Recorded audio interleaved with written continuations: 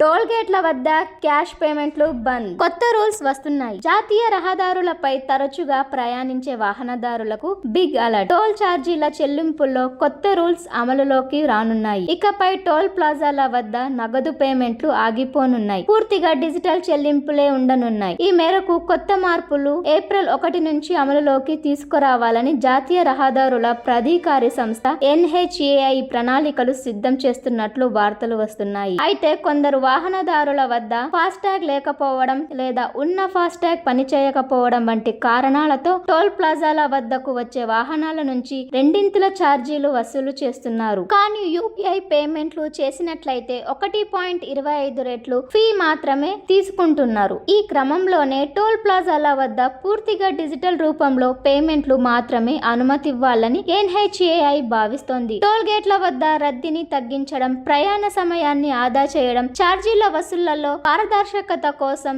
ఈ నిర్ణయం తీసుకుంటున్నట్టు NHAI తెలిపింది. దేశంలో నేషనల్ హైవేలు, ఎక్స్ప్రెస్ వేలపై 1150 టోల్ ప్లాజాలు ఉన్నాయి. చాలా వరకు టోల్ గేట్ల వద్ద ఫాస్టాగ్, UPI పేమెంట్ల ద్వారానే చెల్లింపులు జరగనున్నాయి. 98% మంది డిజిటల్ పేమెంట్లనే ఉపయోగిస్తున్నారు. దీంతో national highways authority of India ఇకపై ఛార్జీలు వసూలును పూర్తిగా డిజిటలైజ్ చేయాలని భావిస్తున్నట్లు తెలిపింది. క్యాష్ చెల్లింపులకు బదులుగా UPI ద్వారా పేమెంట్లు చేసినట్లయితే అదనపు భారం సైతం తగ్గుతుందని తెలిపింది. వాహనదారులకు ఇది బోలెడంత ఆదా చేస్తుందని పేర్కొంది.